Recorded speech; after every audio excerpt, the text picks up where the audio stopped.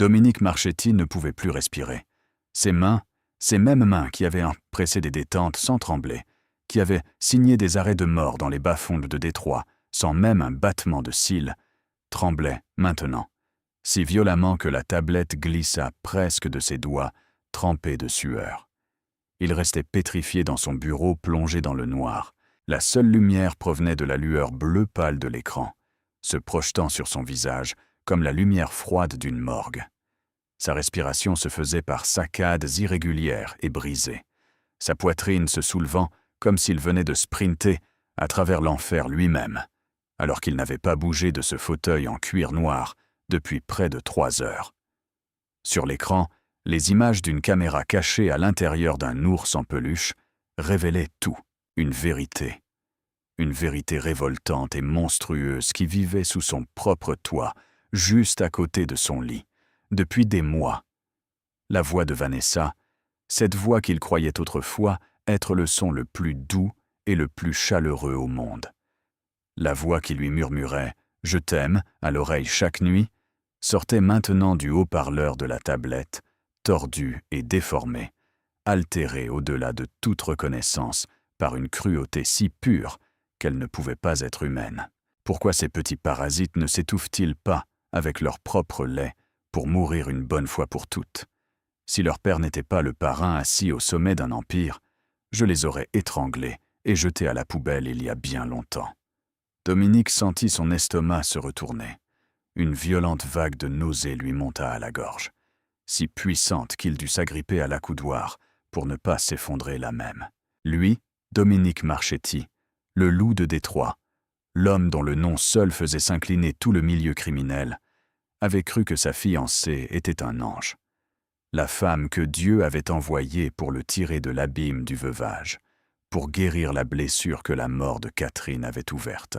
Mais alors que la vidéo continuait de défiler, alors qu'il regardait ses mains parfaitement manucurées serrer le visage du petit Matteo, forçant des pilules dans la gorge de son fils nourrisson, ses jambes flanchèrent, et la tablette s'écrasa sur le parquet de chêne dans un bruit sec et creux. Dominique Marchetti, l'homme le plus puissant de Détroit, s'effondra à genoux au milieu de son propre bureau, sanglotant comme un enfant brisé, tiraillé entre une rage meurtrière et une culpabilité si dévastatrice qu'elle lui déchirait l'âme. Il avait laissé entrer le loup dans sa maison, et ce loup avait sorti ses crocs pour les planter dans sa propre chair et son propre sang. Mais tout avait commencé 3 semaines plus tôt, lors de la nuit de blizzard la plus froide de l'histoire de Détroit, quand la porte arrière du manoir s'était ouverte et qu'une étrangère était entrée, changeant tout. 3 semaines plus tôt, le blizzard frappait Détroit depuis 2 jours consécutifs, enterrant Palmer Woods sous un épais linceul blanc. Mais à l'intérieur du manoir Marchetti, aucune quantité de neige ne pouvait étouffer les cris. Les jumeaux n'avaient pas cessé de pleurer depuis 4 jours. Dominique se tenait sur le seuil de la chambre d'enfant, titubant sur ses pieds. Il portait la même chemise gris anthracite froissée depuis 4 jours d'affilée.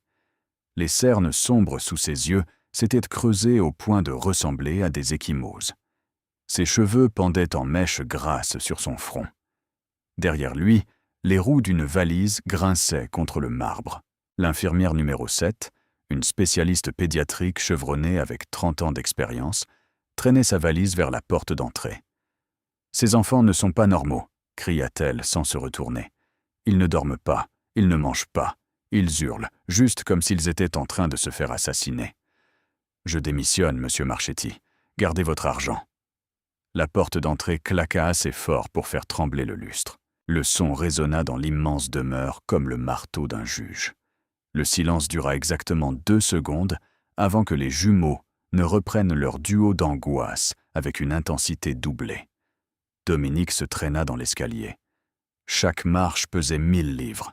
La chambre d'enfant était un chef-d'œuvre de luxe.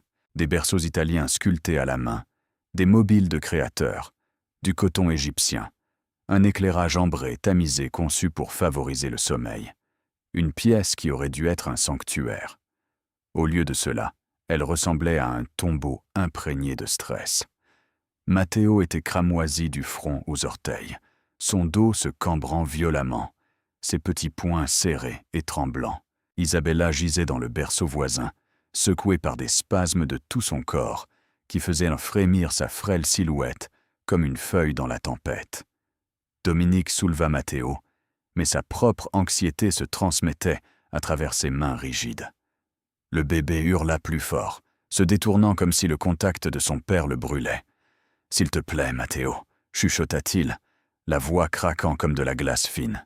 « S'il te plaît, mon fils, papa est si fatigué. » Des larmes lui piquèrent les yeux, et il se détesta pour cela. Il était Dominique Marchetti, le loup de Détroit.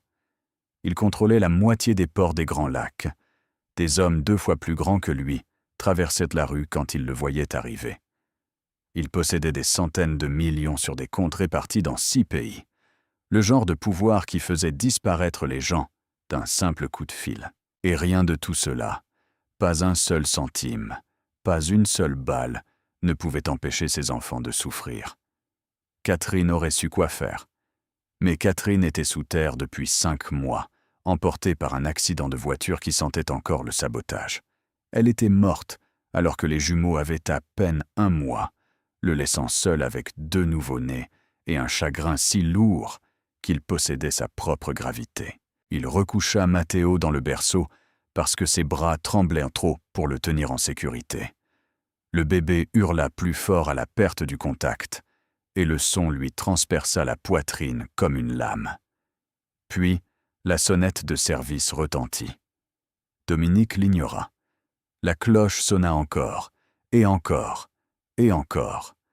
Patiente, persistante, têtue, comme si quiconque se tenait là, dans le pire blizzard que Détroit ait connu depuis des décennies, n'avait absolument aucune intention de partir.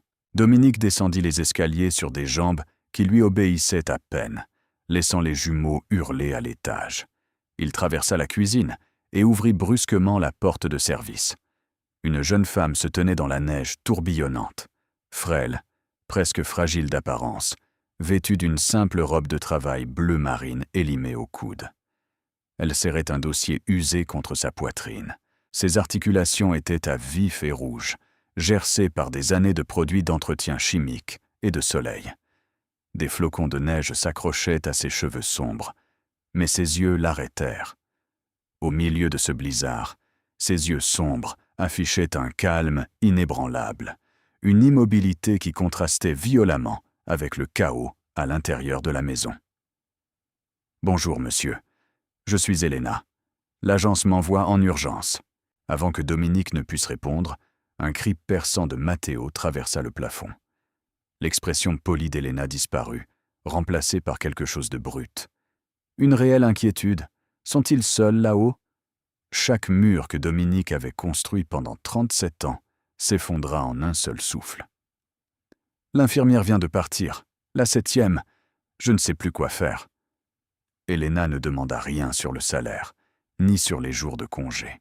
Elle posa son dossier sur le comptoir, retira son manteau poudré de neige et se dirigea vers l'escalier avec une détermination qu'aucune des 7 infirmières précédentes n'avait manifestée. Il la regarda depuis le seuil, alors qu'elle marchait droit vers le berceau d'Isabella, soulevait le bébé tremblant contre sa poitrine, une main soutenant la tête, l'autre traçant de larges cercles lents sur le petit dos. Puis, elle commença à chanter une berceuse espagnole, à peine plus haut qu'un murmure, ancienne et tendre. La mélodie flottait dans la pièce comme de l'eau tiède. En moins de 3 minutes, Isabella cessa de pleurer. Ses paupières gonflées s'abaissèrent, sa respiration se régularisa, son petit poing se desserra. Elena la déposa dans le berceau, puis se tourna vers Matteo, le garçon qui avait rejeté chaque infirmière, chaque médecin, chaque paire de bras. Il s'abandonna au calme de cette étrangère presque instantanément. Son corps rigide s'assouplit. Les cris se transformèrent en gémissements, puis en silence, puis en une respiration profonde et régulière. Elena ne s'arrêta pas. Elle se déplaça dans la pièce sans un bruit, ramassant les couches sales, entr'ouvrant une fenêtre pour l'air frais, ajustant le thermostat réglé beaucoup trop bas. Dominique s'affaissa sur le canapé d'angle pour la première fois depuis des mois. Le silence, pas un silence tendu. Le silence de la paix. « Comment avez-vous fait ça ?» chuchota-t-il. Elena se tenait près de la fenêtre, les yeux fixés sur les jumeaux, comme un soldat de garde. « Les bébés ressentent la peur, monsieur. Et cette maison en est pleine. Ils avaient juste besoin de se sentir en sécurité, pas seulement d'être nourris. » Dominique ferma les yeux. Un soulagement si total l'envahit que le sommeil le gagna avant même qu'il ne s'en rende compte. Là même, sur le canapé, toujours dans sa chemise froissée, il connut son premier vrai sommeil depuis les funérailles de Catherine. Il se réveilla des heures plus tard à la lumière dorée du coucher du soleil. Il se redressa brusquement, terrifié par le calme. Mais quand il regarda vers le lit, il eut le souffle coupé. Elena était allongée sur le couvre-lit, toujours dans son uniforme bleu, vaincue par l'épuisement. Le mouchoir en lavande usé dépassait de sa poche de poitrine. Matteo dormait dans le creux de son bras, ses petits doigts serrant le coin de ce tissu délavé. Isabella reposait contre sa hanche. Même dans son sommeil, le corps d'Elena s'enroulait autour des jumeaux comme un bouclier humain. Une forteresse bâtie non pas sur la richesse ou le pouvoir, mais sur quelque chose que l'argent de Dominique n'avait jamais pu acheter. Le claquement sec de talons aiguilles contre le parquet fit tout voler en éclats. Dominique eut à peine le temps de porter un doigt à ses lèvres avant que la porte de la chambre d'enfant ne s'ouvre à la volée et qu'une vague de parfums coûteux n'inonde la pièce. Vanessa Cole entra comme si elle possédait chaque centimètre carré du manoir, ce qui, dans son esprit, était presque le cas. Elle portait une robe rouge moulante qui n'avait rien à faire près d'une chambre de bébé, et son énergie était électrique, frénétique, complètement inadaptée à cet espace. Trop tard, Elena se réveilla en sursaut sur le lit. Matteo gémit, son petit corps se tendant. Les yeux d'Isabella s'ouvrirent brusquement, et au moment où ils se fixèrent sur la silhouette inconnue dans l'embrasure de la porte, cette silhouette rouge acérée, cette odeur envahissante, son visage se crispa, prêt à hurler. « Oups, désolé », dit Vanessa, ses lèvres s'étirant en un sourire qui s'arrêtait bien avant ses yeux froids et calculateurs. « Je ne savais pas que tu jouais à la maman avec la domestique. » Dominique s'avança rapidement, gardant la voix basse. « Vanessa, voici Elena. Elle est nouvelle. L'agence l'a envoyée aujourd'hui. Elle a réussi à endormir les jumeaux en 3 minutes.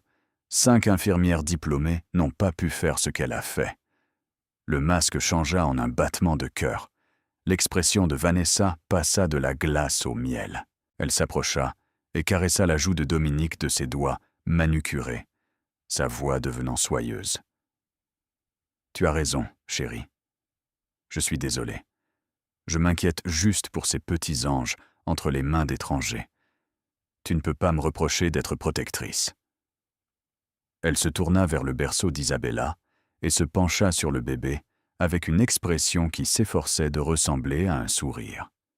Elle pencha la tête, pressa sa main sur sa poitrine, dans un geste de tendresse. Mais Elena, debout discrètement dans le coin, les mains jointes, vit ce que Dominique ne pouvait pas voir. De son angle, elle avait une vue dégagée sur le profil de Vanessa, le côté de son visage caché du champ de vision de Dominique. Et le regard que Vanessa lançait à ses bébés n'était pas de l'amour. Ce n'était même pas de la pitié, c'était du dégoût. Une répulsion pure, sans mélange. Le genre de regard qu'on lance à un cafard qui vient de ramper sur un comptoir de cuisine propre. L'estomac d'Elena se glaça.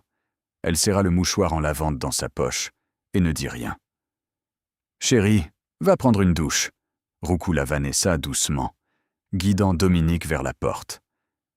« Tu sens comme si tu ne t'étais pas baignée depuis 1 semaine. Je vais rester avec les bébés. »« Et toi ?» Elle jeta un coup d'œil à Elena avec un sourire fin comme du papier. « Va nous préparer du café, tu veux bien ?» Dominique soupira de soulagement. « Tu es un ange, Vanessa. » Il l'embrassa sur le front et disparut dans le couloir. Ses pas s'estompèrent.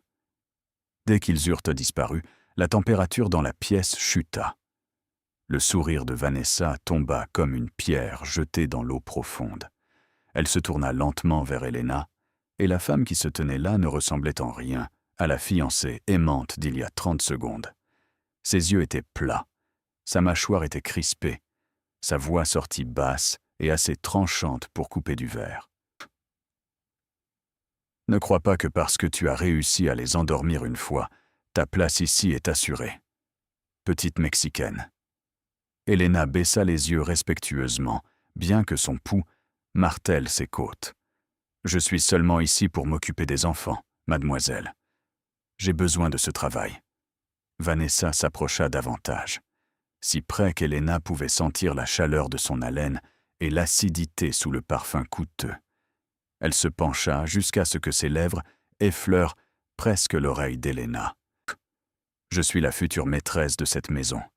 Tu n'es personne, et je n'aime pas la façon dont Dominique te regarde. » Le lendemain matin, Dominique ajusta sa cravate dans le miroir du hall avec des mains tremblantes. Malgré les quelques heures de repos qu'Elena lui avait offertes, la tension s'était déjà réinstallée dans ses épaules. Il avait une réunion avec des investisseurs japonais qui ne pouvaient pas attendre. Le côté légitime de son empire avait également besoin d'attention. Vanessa descendit l'escalier dans une tenue en soie crème, totalement inappropriée pour s'occuper de nourrissons. Elle embrassa Dominique d'un baiser long et possessif, ignorant délibérément Elena, qui se tenait à proximité avec un plateau de petit déjeuner auquel personne n'avait touché. « Pars en paix, chérie, » dit Vanessa doucement. « Aujourd'hui sera une journée de rapprochement. Elena peut faire un grand nettoyage du sous-sol. C'est un désastre là-bas, et j'en ai besoin pour mes cartons de déménagement avant le mariage. » Dominique acquiesça avec gratitude. Le sous-sol, 2 étages sous la chambre d'enfant, derrière d'épais murs de béton qui avalèrent chaque son. Elena fit un pas en avant. « Monsieur, les bébés doivent être nourris toutes les 3 heures, et le lait de Matteo doit être mélangé à exactement. »« Ne t'inquiète pas pour le lait, Elena, » coupa Vanessa avec un sourire tranchant comme un rasoir. « Je sais comment préparer un biberon. Va t'occuper du sous-sol. » Dominique serra la main de Vanessa. « Tu es incroyable. Elena, faites ce que mademoiselle Cole dit. Le sous-sol est la priorité aujourd'hui. Ne remontez pas avant qu'elle ne vous appelle. » La porte d'entrée se ferma. Le moteur de sa voiture s'estompa derrière les portails électriques. Dès que le son disparut, la posture de Vanessa se relâcha.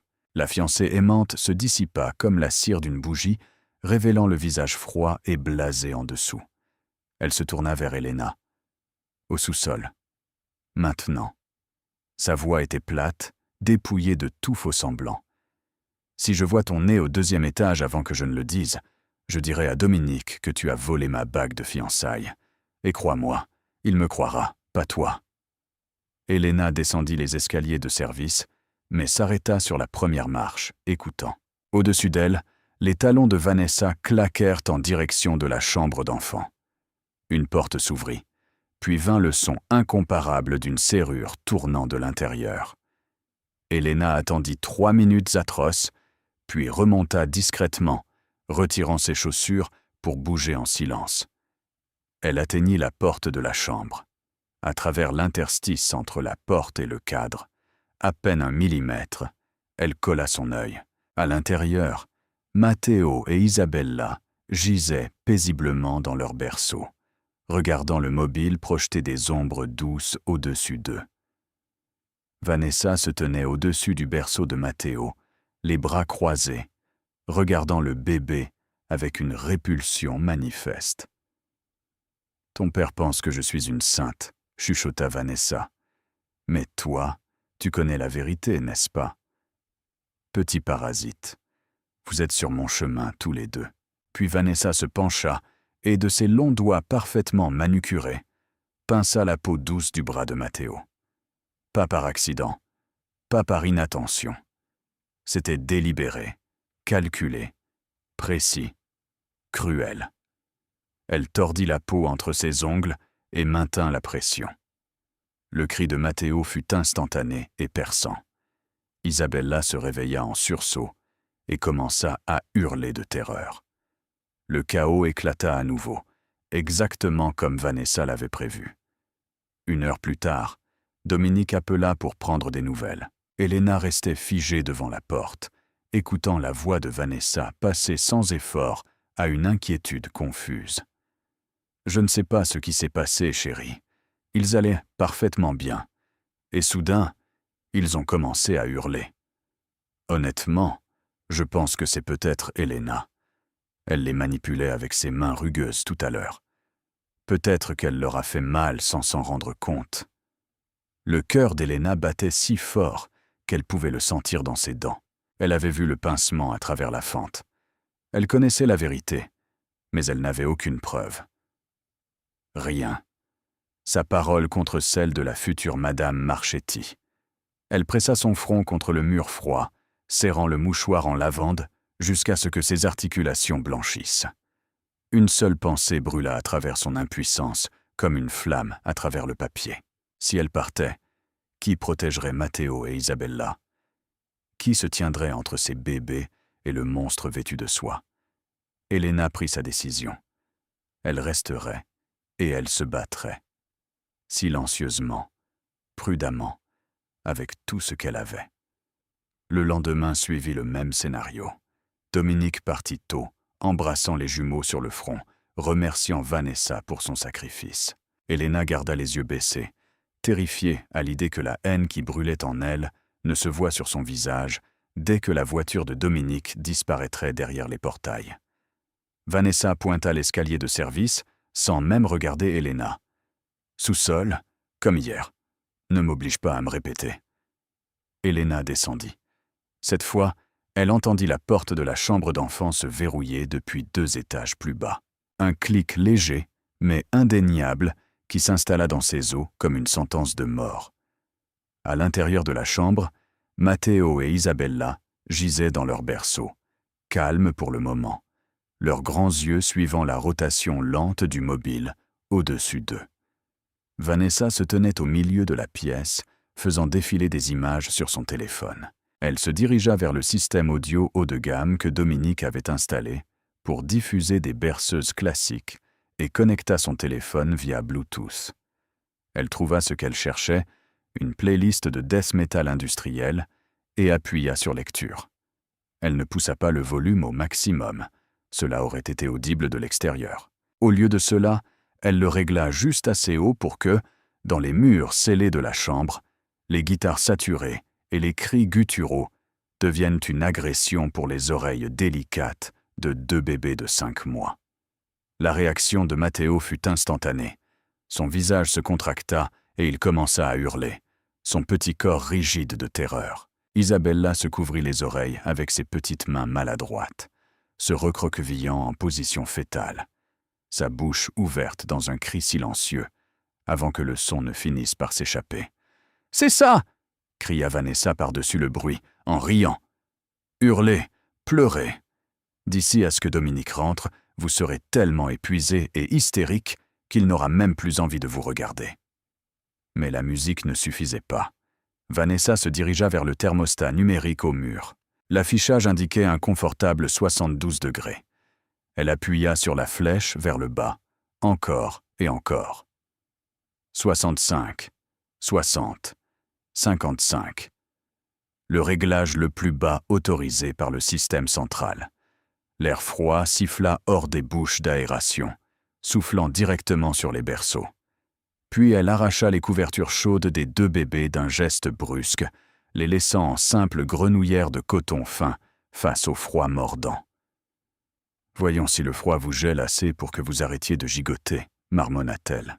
Vanessa fouilla dans son sac à main de luxe, en sortit une paire de bouchons d'oreilles de qualité industrielle et les enfonça profondément dans ses oreilles. Elle s'installa dans le fauteuil inclinable dans le coin, tourna le dos au berceau et commença à regarder des vidéos de mode sur son téléphone comme si elle se prélassait dans un spa.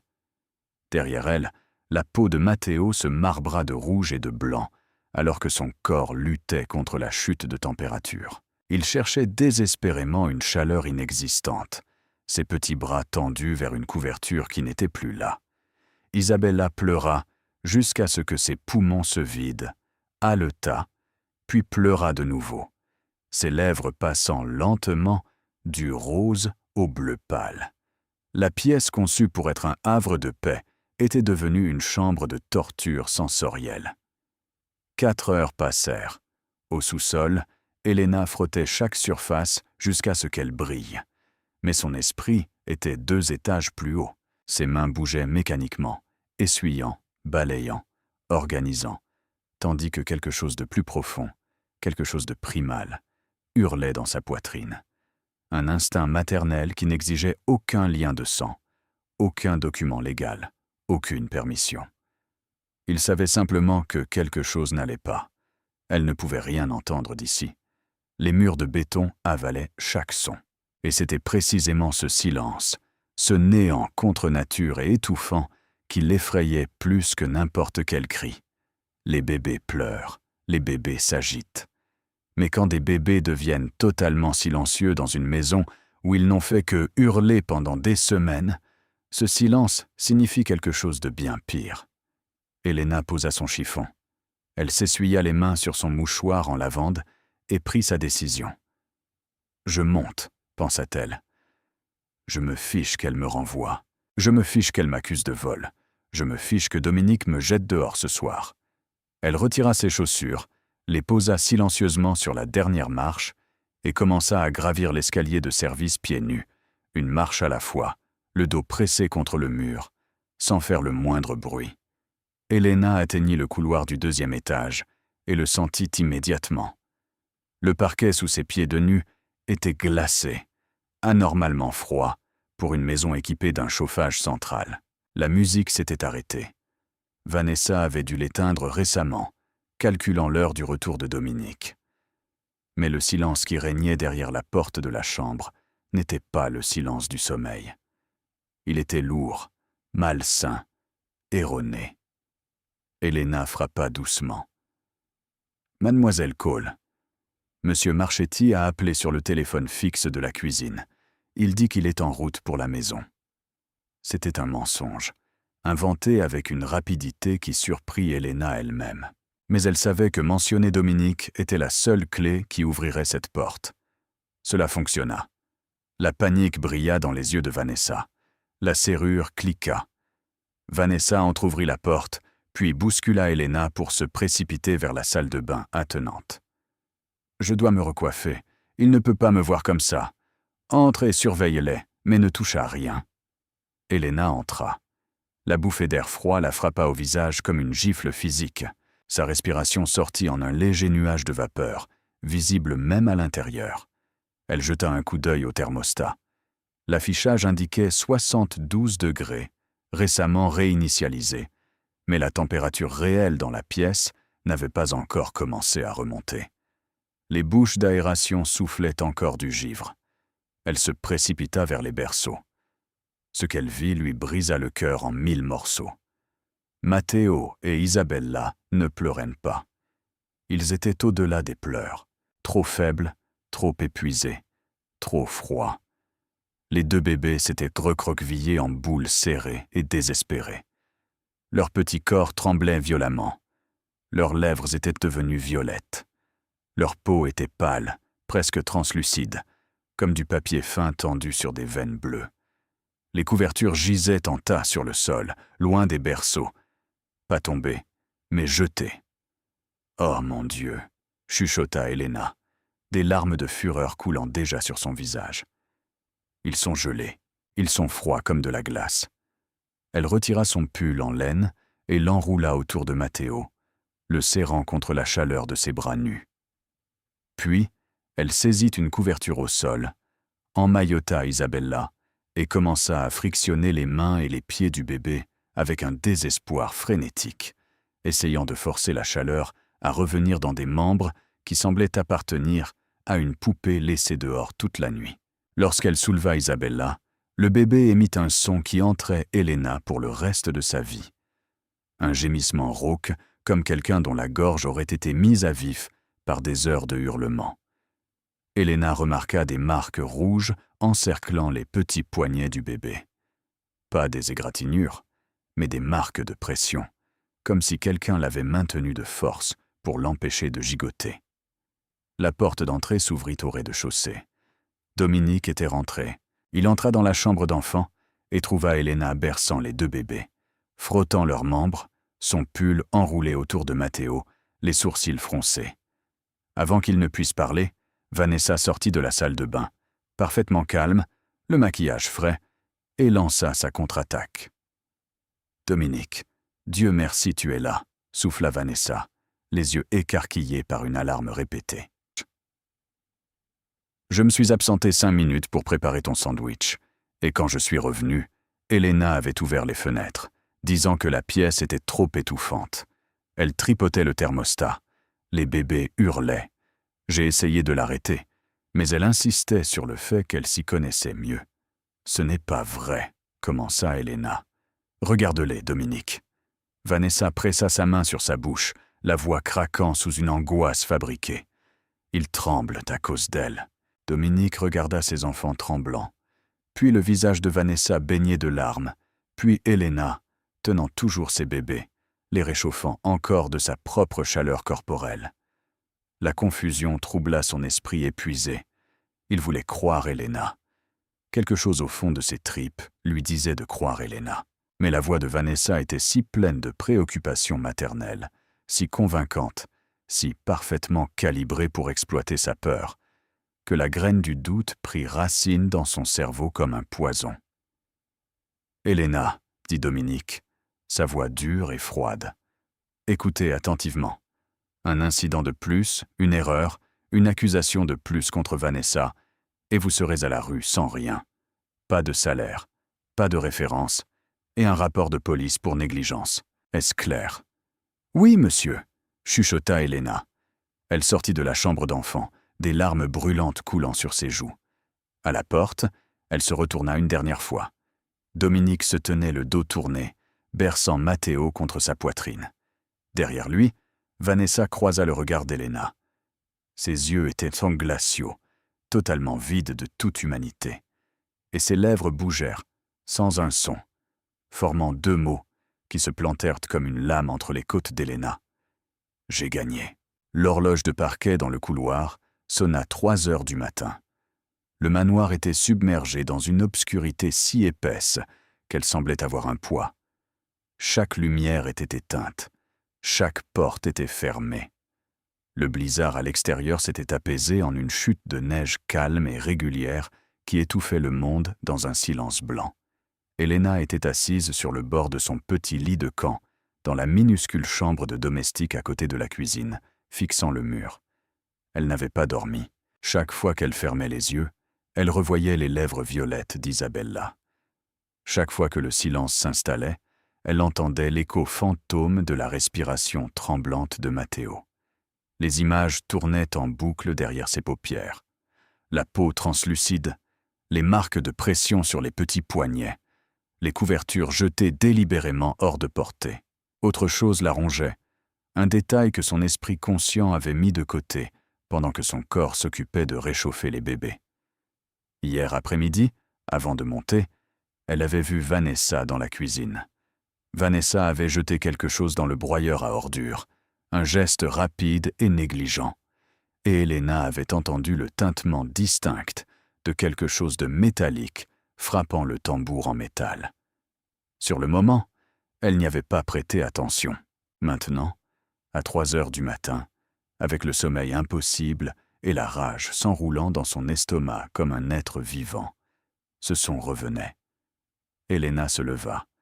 Elle enfila son gilet élimé sur sa chemise de nuit, mit ses chaussures et se glissa dans la cuisine sombre. La lampe de poche de son vieux téléphone fissuré projetait un faisceau faible sur les comptoirs. Elle se dirigea vers la poubelle principale, celle où se déverse le broyeur, retint son souffle et commença à fouiller. Du marc de café collait à ses doigts. Des coquilles d'œufs craquaient sous ses articulations. L'odeur était aigre et rance, mais Elena s'enfonça plus profondément, ignorant la répulsion, poussée par un désespoir qui surpassait tout le reste. Ses doigts se refermèrent sur quelque chose de petit et rigide, enveloppé dans une serviette en papier froissé, tachée de rouge à lèvres. Elle le sortit avec précaution, utilisant le mouchoir en lavande de sa poche pour éviter de salir ce qui s'y trouvait. Sous le mince faisceau de sa lampe, elle le souleva et lut l'étiquette sur la plaquette vide.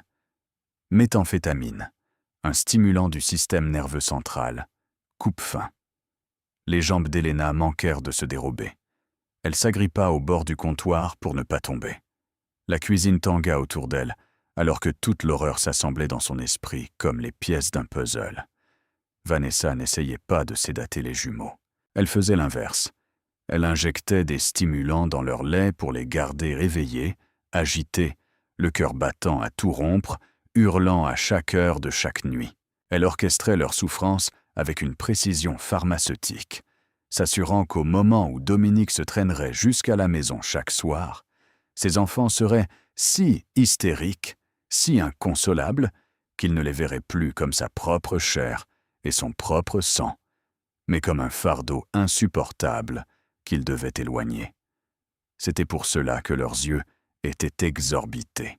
C'était pour cela que leur petit corps tremblait sans arrêt, pas seulement à cause du froid, mais à cause d'une overdose chimique inondant des organismes qui pesaient à peine 11 livres. Leur petit cœur martelait à des vitesses dangereuses depuis des jours, peut-être des semaines, et personne ne le savait. Un cri monta dans la gorge d'Helena, mais elle l'avala tout entier. Elle ne pouvait pas se permettre de faire un bruit. Pas maintenant. Pas encore. Elle glissa la plaquette dans son soutien-gorge, la pressant contre sa peau sous son gilet. Première preuve. La preuve que quelque chose de monstrueux se passait dans cette maison. Mais elle savait que ce n'était pas suffisant. Un emballage de pilules vides pouvait être justifié. Vanessa pourrait prétendre que c'était sa propre prescription, son propre médicament de régime, sans lien avec les enfants. Dominique la croirait. Il la croyait toujours. Helena avait besoin de plus. Elle devait prendre le monstre sur le fait, en vidéo. Indéniable, avec le visage, la voix et la cruauté capturée en pixels qu'aucune larme ni manipulation ne pourrait effacer. Elle se tenait seule dans la cuisine sombre, serrant le mouchoir en lavande qui portait désormais l'odeur chimique des pilules qui l'avaient enveloppée. Le mouchoir de sa mère, la dernière chose que sa mère ait touchée. « S'il ne veut pas croire mes paroles, chuchota Helena dans l'obscurité, je devrais lui montrer la vérité, même si cela me coûte la vie. » Helena attendit l'heure la plus profonde de la nuit, quand le manoir retient son souffle et que même le vent extérieur semble s'arrêter. Elle gravit l'escalier de service pieds nus, chaque pas calculé pour éviter les lattes qui grincent. Dans ses mains, elle portait 2 choses, son vieux smartphone et une batterie externe. Le téléphone était un modèle bon marché qu'elle avait acheté des mois auparavant avec l'argent économisé sur 3 emplois. Elle l'utilisait comme caméra de sécurité à la maison, posée sur une étagère dans la chambre de Sophia, pour pouvoir surveiller sa sœur en fauteuil roulant via une application reliée pendant ses gardes de nuit au restaurant. Ce n'était pas sophistiqué, mais la caméra était correcte, et la carte mémoire qu'elle avait achetée avec ses propres économies pouvait contenir 5 heures de vidéo. La porte de la chambre d'enfant n'était pas verrouillée. Elle tourna la poignée avec une lenteur atroce et se glissa à l'intérieur. Matteo et Isabella dormaient, mais leur respiration était mauvaise. Trop rapide, trop superficielle, avec un tressaillement irrégulier qui fit se serrer la poitrine d'Helena. Les stimulants agissaient encore sur leurs petits organismes, leur refusant le repos profond dont leur corps avait désespérément besoin. Même dans son sommeil, les petits poings de Matteo étaient serrés. Les paupières d'Isabella tressaillaient comme si elle était piégée dans un cauchemar dont elle ne pouvait s'échapper. Helena fit vite. Sur l'étagère la plus haute trônait un ours en peluche géant, un cadeau de l'un des partenaires commerciaux de Dominique. Portant encore son ruban d'origine, il offrait une vue panoramique sur les 2 berceaux et le fauteuil d'allaitement. Parfait. Elle monta sur un tabouret en bois, se stabilisa et, d'une main exercée, pratiqua une petite incision le long de la couture, au cou de l'ours. Elle logea le téléphone à l'intérieur du rembourrage, positionnant l'objectif de la caméra pour qu'il dépasse à peine de la fourrure synthétique brune. Invisible, à moins de coller son visage directement contre lui. Elle connecta la batterie externe et la dissimula derrière le corps de l'ours. Elle ouvrit l'application caméra, appuya sur enregistrer. Le voyant rouge clignota une fois, puis s'éteignit. L'enregistrement avait commencé. Elena descendait du tabouret quand la porte de la salle de bain attenante s'ouvrit. Elle se figea. Chaque muscle de son corps se bloqua. Son pied nu resta suspendu au-dessus du sol, n'osant pas terminer son mouvement. Vanessa sortit de la salle de bain, enveloppée dans un peignoir en soie noire. Son visage était couvert d'un masque de soie en tissu blanc qui lui donnait l'air d'un fantôme ou de quelque chose de pire. Elle était restée là tout le temps, probablement à s'admirer dans le miroir ou à se cacher de Dominique pour éviter de partager son lit. Elena se pressa dans l'ombre derrière la grande armoire, aplatissant son corps contre le mur, sa main plaquée sur sa propre bouche. Elle adressa une prière frénétique et sans parole pour que Vanessa ne tourne pas la tête vers la gauche. Vanessa ne le fit pas. Elle marcha droit vers le berceau de Matteo et resta là, les bras croisés, regardant le nourrisson endormi avec une expression dénuée de toute trace d'humanité. « Dors, petit monstre », chuchota-t-elle, sa voix gluante de mépris. « Demain est ton dernier jour dans cette maison. » Elle laissa échapper un petit rire, bas et cruel, comme le son d'un objet tranchant traîné sur du verre. Puis, elle se tourna, sortit de la chambre et referma la porte derrière elle. Ses pas s'estompèrent dans le couloir. Elena ne bougea pas pendant 10 bonnes minutes. Elle restait derrière l'armoire, tremblant du cuir chevelu jusqu'à l'âme, écoutant les battements de son propre cœur résonner contre ses tympans. Lorsqu'elle fut enfin certaine que le couloir était vide, elle descendit du tabouret sur des jambes flageolantes. Elle leva les yeux vers l'ours en peluche. L'objectif était invisible dans l'obscurité. Le téléphone enregistrait. Le piège était posé. Elena plongea la main dans sa poche et serra le poing autour du mouchoir en lavande, serrant jusqu'à ce que ses ongles mordent sa paume à travers le tissu usé. « Je t'ai eu », pensa-t-elle. « Je jure sur la tombe de ma mère, tu es prise. » Dominique partit avant l'aube, déposant un baiser rapide sur le front de chaque jumeau et serrant la main de Vanessa avec un sourire reconnaissant qui fit se soulever le cœur d'Elena. La porte d'entrée se ferma. Le moteur de la voiture s'éloigna. Les portails bourdonnèrent en se refermant. Vanessa monta les escaliers en fredonnant, non pas une berceuse, mais un air aigu et désinvolte. Elle entra dans la chambre d'enfant et verrouilla la porte derrière elle. Le clic résonna dans le babyphone posé sur la table de nuit d'Elena. Ce vieil appareil que Vanessa avait jeté à la poubelle il y a des semaines, convaincue qu'il était cassé. Elena avait simplement remplacé les piles. L'appareil n'avait pas de vidéo, mais l'audio était d'une clarté cristalline. Elena était assise, rigide, sur son lit dans la minuscule chambre de domestique, pressant l'appareil contre son oreille, respirant à peine. À l'étage, caché dans le ventre de l'ours en peluche, son vieux téléphone enregistrait tout. La voix de Vanessa se fit entendre d'abord comme une série de tapotements, des ongles sur un écran de téléphone, puis le son reconnaissable d'un haut-parleur qui se connecte. Une voix d'homme répondit « Tyler. »« Salut bébé, tu es seul ?»« Bien sûr que je suis seule, » rit Vanessa. « Enfin, seule avec les parasites. Mais ils ne comptent pas. » Elle parlait librement, avec désinvolture, comme on parle quand on est convaincu que personne au monde n'écoute. Chaque mot était une confession livrée avec l'aisance d'une commande de brunch. Dominique est un idiot. Il signe tout ce que je lui mets sous le nez. Il pense que je suis la réincarnation de Mère Teresa. Elle exposa tout le plan, comme si elle passait en revue une liste de courses. Demain, Dominique signerait les documents du fonds fiduciaire, donnant à Vanessa le contrôle de ses actifs, au cas où quelque chose lui arriverait. Ensuite, Vanessa mettrait en scène une altercation. Elle accuserait Elena d'avoir tenté de noyer les jumeaux dans la baignoire. Dominique la renverrait sur le champ, ou mieux encore, la ferait arrêter. Une fois Elena partie et les bébés traumatisés, Vanessa convaincrait Dominique de les envoyer dans un établissement. « J'ai déjà trouvé l'endroit », dit Vanessa, sa voix brillante de satisfaction. « Un de ces orphelinats d'État à la périphérie, le genre qui tombe en ruine. Quelques mois là-bas et ils attraperont une pneumonie. Ça réglera leur cas pour de bon.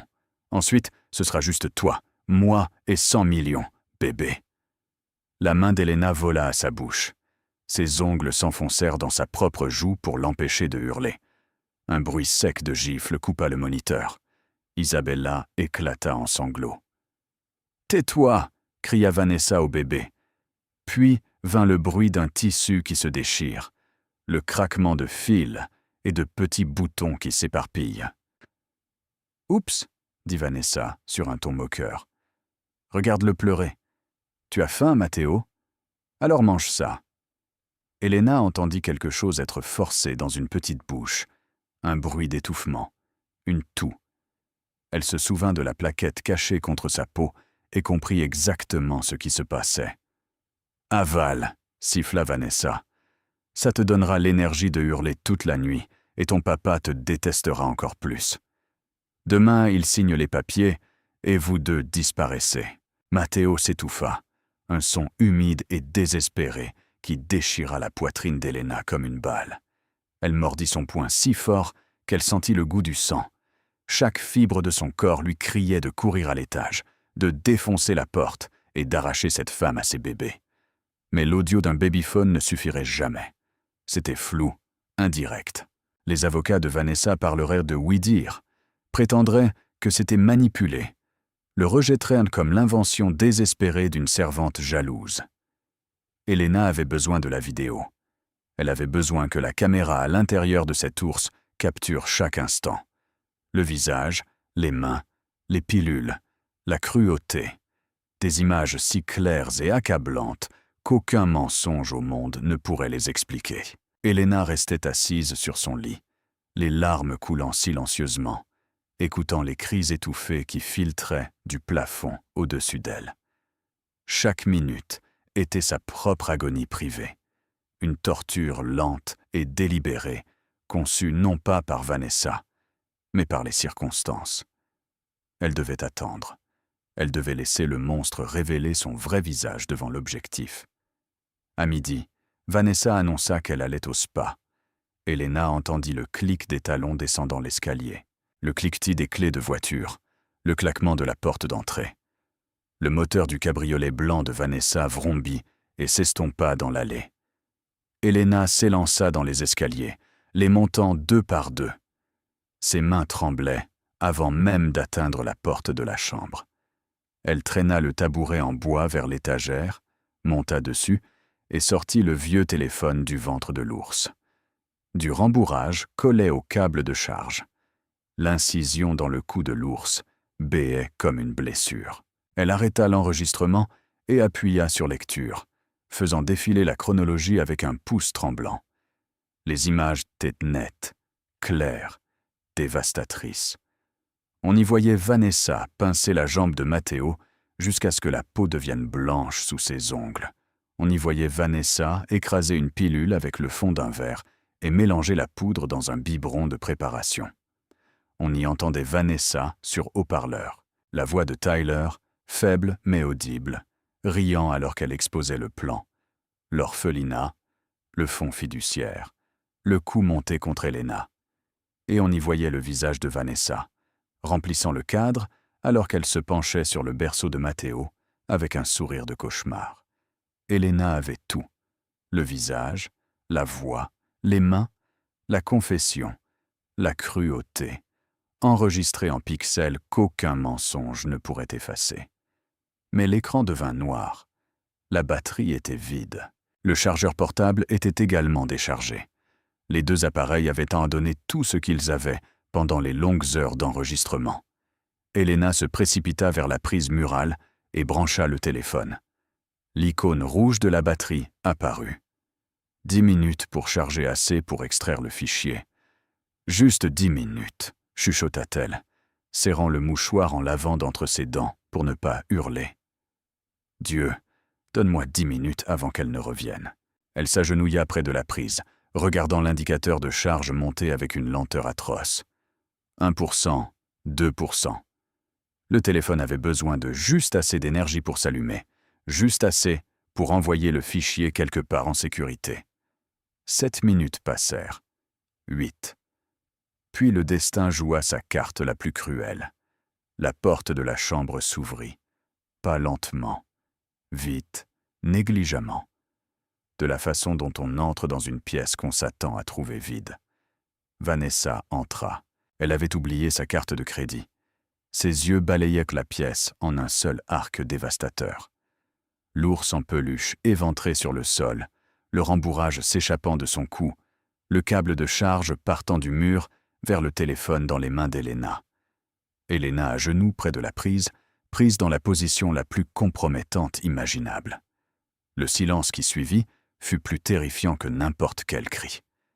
Il s'étira entre elles comme un fil tendu sur le point de rompre. 1 seconde, 2 secondes, 3. Tandis que l'esprit de Vanessa assemblait l'image avec une rapidité mortelle. L'ours, le téléphone, la caméra cachée, l'enregistrement, tout. Le masque de la fiancée parfaite ne fit pas que glisser, il vola en éclats. Le visage de Vanessa se tordit en quelque chose d'inhumain, une grimace de rage pure qui déformait ses traits magnifiques en quelque chose qu'Elena verrait dans ses cauchemars pendant des années. « Qu'est-ce que tu fais ?» La voix de Vanessa sortit à peine plus haut qu'un murmure, si calme, si contrôlée, qu'on aurait dit qu'elle montait du fond de l'enfer. Elena se leva, positionnant son corps entre Vanessa et le téléphone toujours branché au mur. Ses jambes tremblaient, sa voix tremblait, mais les mots sortirent clairement. « Je sais ce que vous avez fait. J'ai tout enregistré. Les pilules, l'orphelinat, tout. » Vanessa ne cria pas. Elle n'argumenta pas. Elle tendit la main derrière elle sans rompre le contact visuel, poussa la porte de la chambre pour la fermer, tourna la clé et la glissa dans l'échancrure de son chemisier. Puis, elle commença à marcher vers Elena lentement, délibérément, d'un pas mesuré, comme un prédateur acculant sa proie dans un coin d'où il n'y a pas d'issue. Vanessa bondit. Elle franchit la distance entre elles en 2 enjambées et percuta Elena de toute la force de son corps. Elena trébucha en arrière, sa colonne vertébrale s'écrasant contre le bord de la table allongée. Une lampe de chevet en porcelaine bascula et se fracassa sur le parquet. Des éclats explosèrent dans toutes les directions. Matteo et Isabella se réveillèrent en hurlant des cris bruts, des cris d'animaux d'une terreur pure qui remplirent la pièce comme une sirène. Elena repoussa Vanessa des 2 mains. Des années à récurer les sols, à porter des plateaux de restaurant et à soulever Sophia dans et hors de son fauteuil roulant avaient forgé une force nerveuse et tenace dans sa petite silhouette. Vanessa chancela, son talon aiguille accrochant le tapis, et tomba lourdement contre le fauteuil à bascule. Mais Vanessa se battait comme un être acculé et enragé. Elle se lança de nouveau en avant, griffant la joue d'Elena de ses ongles manucurés. 3 lignes brûlantes qui s'emplirent immédiatement de sang. De son autre main, elle saisit une poignée de cheveux d'Elena et tira violemment sur le côté. Elena poussa un cri, se dégageant d'une torsion, laissant des mèches de cheveux sombres enroulées autour des doigts de Vanessa. Elena courut vers la porte. Sa main se referma sur la poignée et tira, mais la porte ne bougea pas. Verrouillée. La clé était toujours cachée dans le chemisier de Vanessa. Elle était prise au piège. Derrière elle, Vanessa repéra le téléphone toujours branché au chargeur. L'écran s'était allumé pendant la lutte. 3% de batterie, assez pour être allumé. Vanessa plongea sur lui, arracha le câble du mur et s'élança dans la salle de bain attenante avant qu'Elena ne puisse réagir. « Non !» hurla Elena, se précipitant après elle. Elle entendit les bruits en séquence rapide. Le téléphone frappant l'eau, la chasse d'eau tirée encore et encore, puis le craquement écœurant du métal et du verre fracassé contre la porcelaine. Vanessa détruisait l'appareil avec une fureur méthodique, s'assurant que rien ne puisse être récupéré. Elena atteignit le seuil de la salle de bain juste à temps pour voir Vanessa jeter les restes brisés et gorgés d'eau du téléphone dans la corbeille. Des fragments de verre de l'écran brillaient dans l'eau qui s'accumulait sur le carrelage. La carte mémoire, les images, la confession, disparues. Elena s'affaissa contre le cadre de la porte. Ses jambes ne la portaient plus, mais Vanessa n'en avait pas fini. Avec un sang-froid qui glaça Elena jusqu'à la moelle, Vanessa se tourna vers le miroir de la salle de bain et porta ses propres mains à son visage, observant délibérément son propre reflet. Elle traîna ses ongles sur sa joue droite, 3 griffures d'un rouge profond qui commencèrent immédiatement à saigner. Elle saisit l'épaule de son chemisier en soie et le déchira, exposant sa peau. Elle passa ses doigts dans ses cheveux, les ébouriffant de façon convaincante. Elle construisait une scène de crime et elle en était la victime vedette. Des pas lourds tonnèrent dans l'escalier. Dominique était rentré plus tôt. Le bruit du verre brisé et des cris des bébés lui était parvenu à travers les étages. « Aide-moi !» hurla Vanessa, sa voix atteignant un ton d'hystérie parfaite et pratiquée. « Dominique, aide-moi! Elle essaie de me tuer !» La porte de la chambre vola en éclats. Dominique avait utilisé le passe-partout de Marco, le chauffeur, qui se tenait derrière lui, les yeux écarquillés. La scène devant eux était dévastatrice. La pièce était saccagée. Lampes brisées, vases fracassés. Une statuette de bronze gisait au sol parmi les débris de verre. Les jumeaux hurlaient dans leur berceau, les visages tordus de terreur. Elena gisait au sol, haletante, du sang sur la joue, les cheveux en bataille, et Vanessa. Vanessa était prostrée dans le coin de la salle de bain, le chemisier déchiré, le visage griffé et sanglant, sanglotant avec une conviction digne d'un prix d'interprétation. « Elle m'a attaqué, Dominique. » Vanessa pleura, cachant son visage contre sa poitrine alors qu'il se précipitait vers elle. Je suis monté pour vérifier les bébés et je l'ai surprise en train de voler des bijoux dans le coffre du placard.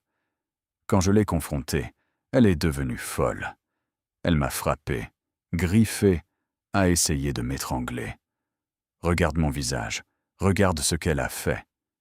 C'est un mensonge, cria Elena depuis le sol. Elle les empoisonne. Elle drogue leur lait avec des amphétamines. J'en avais la preuve. Elle l'a détruite. Le téléphone est dans la salle de bain. Elle est folle, Dominique, sanglota Vanessa plus fort, s'agrippant à sa chemise. Des amphétamines, écoute-la. Elle est complètement délirante. Elle est obsédée par toi. Elle veut que je parte pour avoir cette maison. Te ravoir, toi. Dominique se tenait au centre du carnage, tenant sa fiancée éplorée, fixant Elena au sol. Son esprit malmené par des semaines d'insomnie, de deuil et la manipulation implacable de Vanessa tentait de traiter ce qu'il voyait. L'accusation d'Elena était si monstrueuse, si impensable, que dans son cerveau épuisé, elle résonnait comme les délires de quelqu'un qui a perdu la raison. Sa mâchoire se crispa, ses yeux devinrent froids. « Sortez de ma maison, » dit Dominique, sa voix basse et tremblante d'une fureur à peine contenue. « Sortez, avant que je ne vous tue de mes propres mains. » Marco saisit Elena par les 2 bras et la mit debout. Elle ne se débattit pas, il ne lui restait plus de force pour se battre, mais alors que le chauffeur la traînait dans le couloir vers l'entrée de service. Elle se tourna vers Dominique, qui se tenait en haut de l'escalier, avec Vanessa accrochée à son bras. « Monsieur, les enfants, je vous en prie. » La voix d'Elena se brisa. « Elle va les tuer. Vérifiez la poubelle dans la salle de bain. Le téléphone est là. Vérifiez leur sang. Vérifiez le lait, je vous en supplie. Monsieur Marchetti, je vous en conjure. » Le visage de Dominique était de pierre. Ses yeux ne contenaient rien. Aucun doute, aucune chaleur, aucune fissure dans le mur que Vanessa avait construit autour de son esprit. « Si jamais vous vous approchez à nouveau de ma famille, dit-il, chaque mot pesé et froid comme une lame. Je vous ferai enfermer pour tentative de meurtre. Soyez reconnaissante que je n'appelle pas la police tout de suite. La seule raison est que vous avez donné à mes enfants une seule nuit paisible. Cette dette est payée. Maintenant, dehors. Marco la tira à travers la cuisine, le long du couloir de service étroit, et poussa la lourde porte en chêne à l'arrière de la maison. Un mur de vent glacial et de neige cinglante frappa Elena de plein fouet. Elle trébucha sur les 2 marches en béton et tomba en avant sur ses mains et ses genoux dans la neige. Son sac vint ensuite, jeté derrière elle, atterrissant dans un banc de neige sale. La porte en chêne claqua avec un son qui lui fit vibrer les dents. Puis le pêne dormant tourna. Ce son, lourd, métallique, final, fut comme le couvercle d'un cercueil se mettant en place. Elena resta à genoux dans la neige.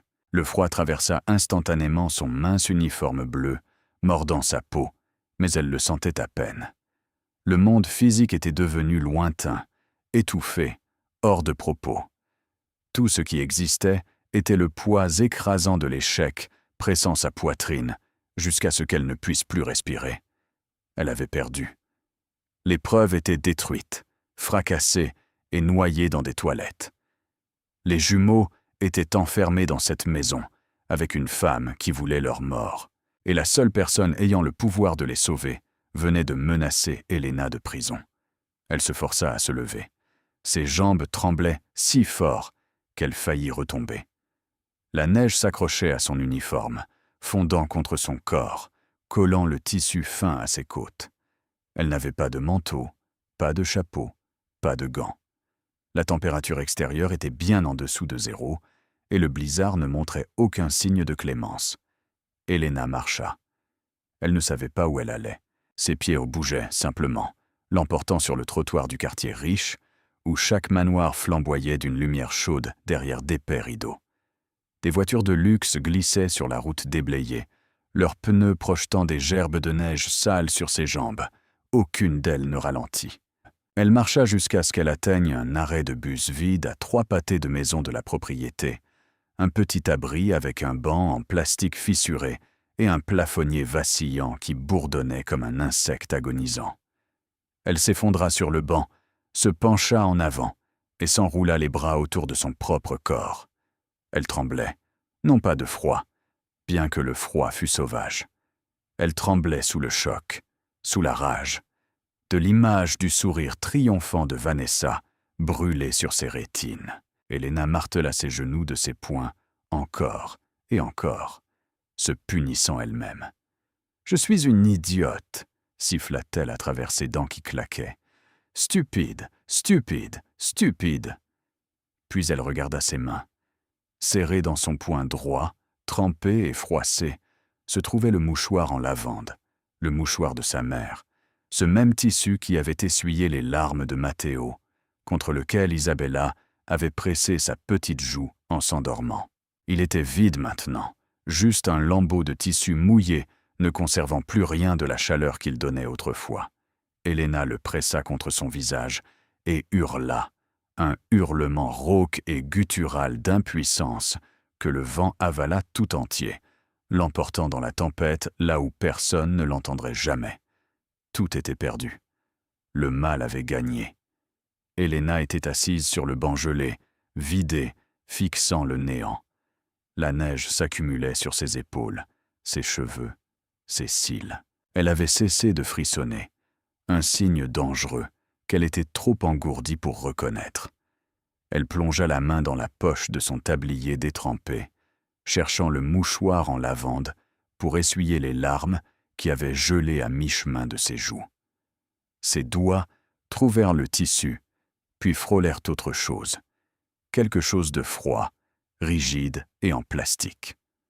Son téléphone personnel.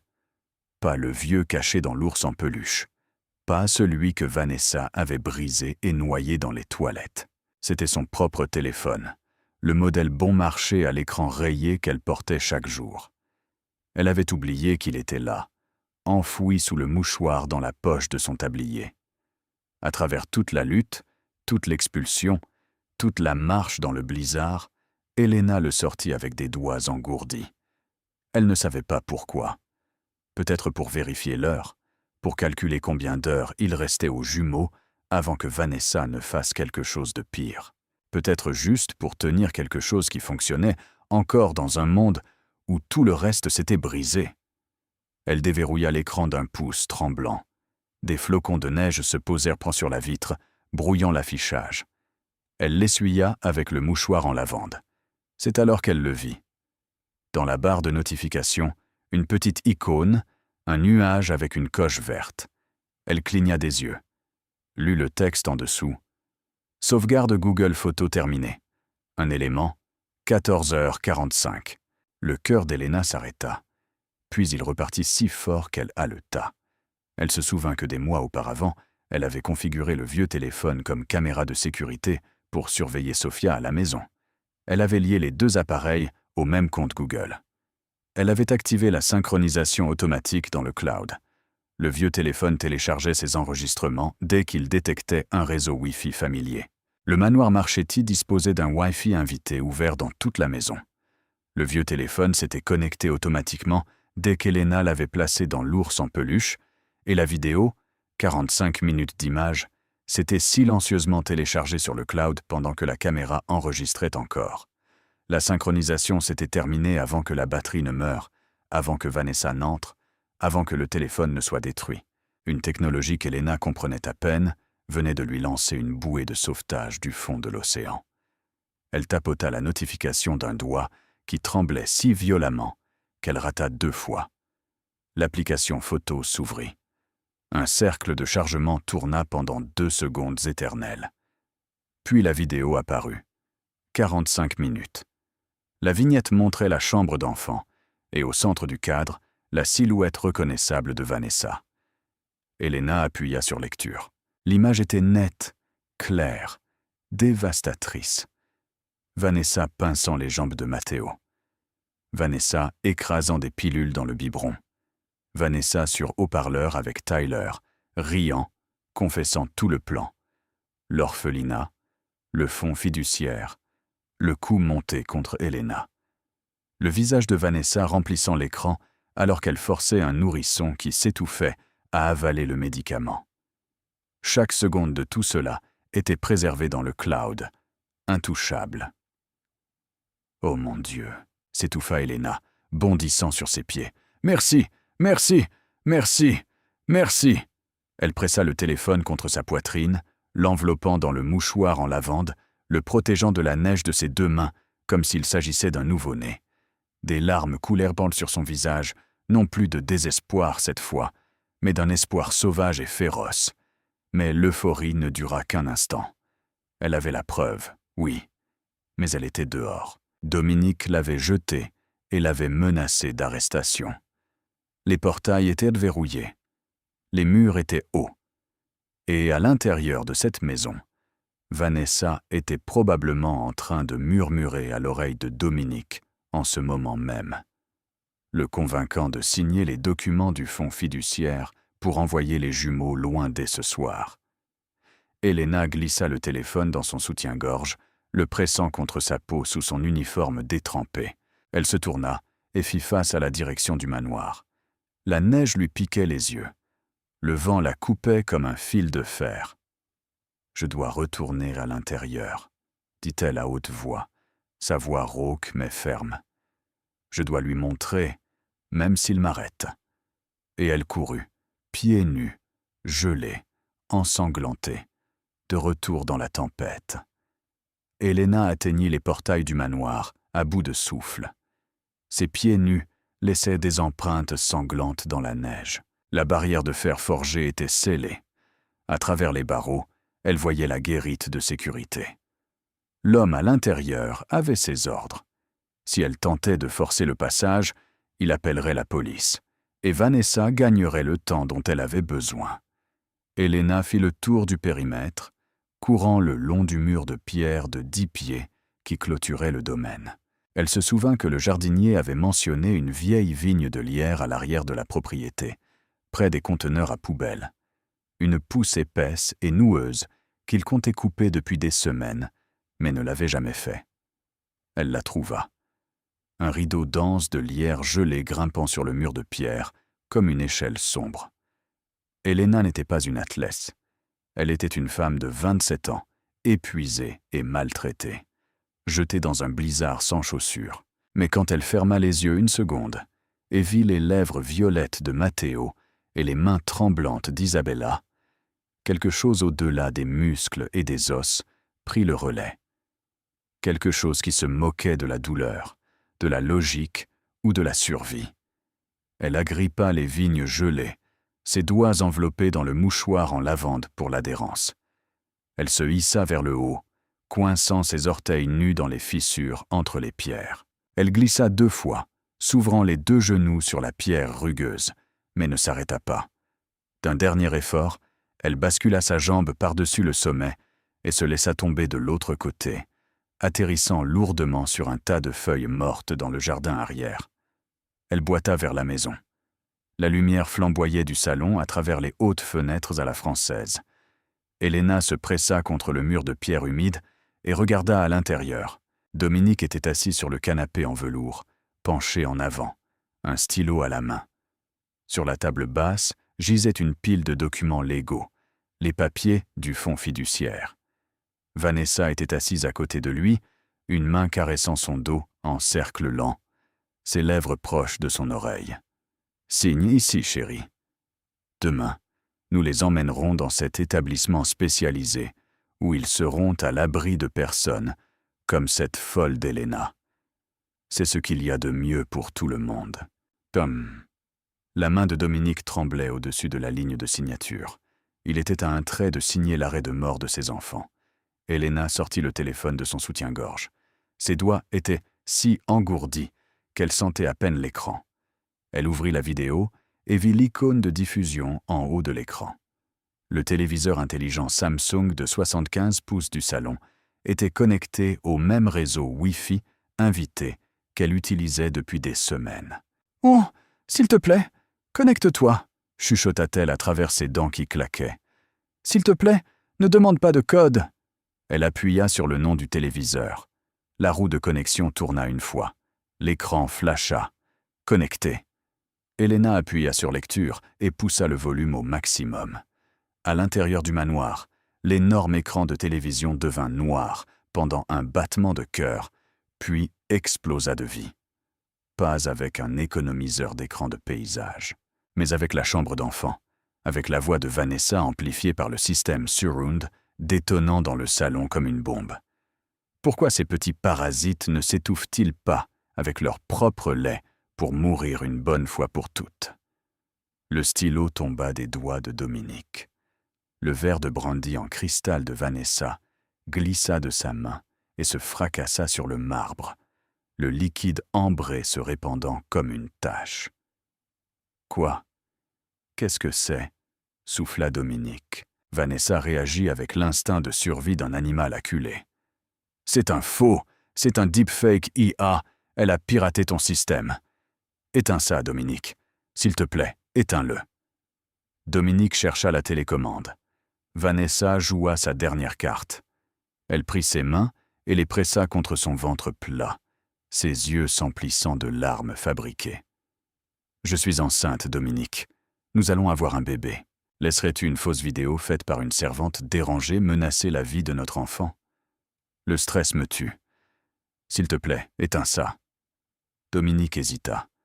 À travers la fenêtre embuée, Helena vit sa main s'adoucir. Elle vit le doute briller de nouveau dans ses yeux. Il tendait la main vers la télécommande.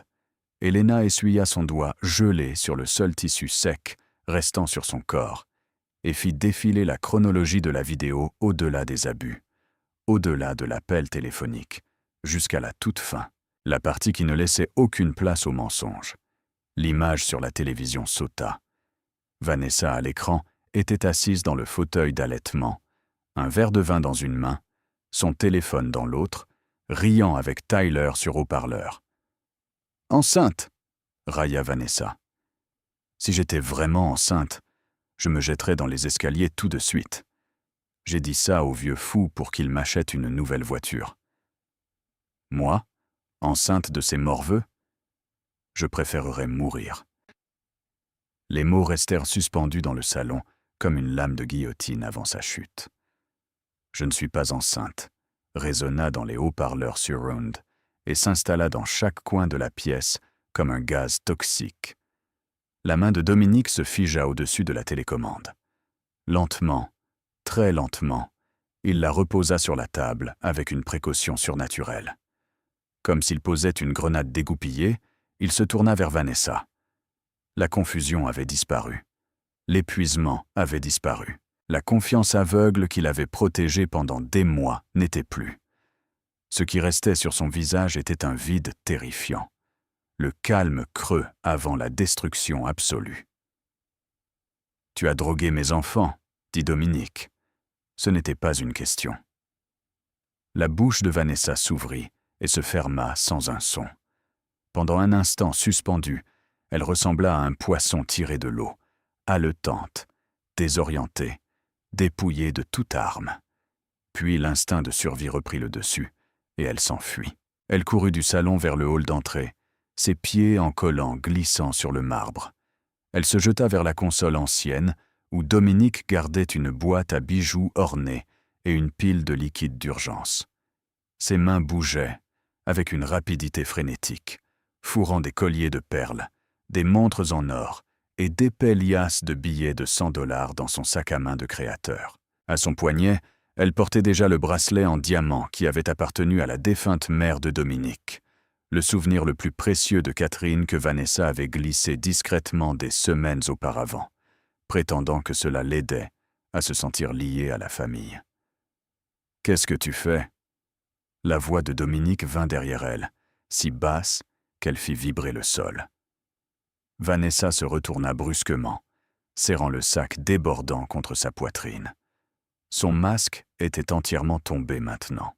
Plus de larmes, plus de douceur, juste une fureur brute et acculée.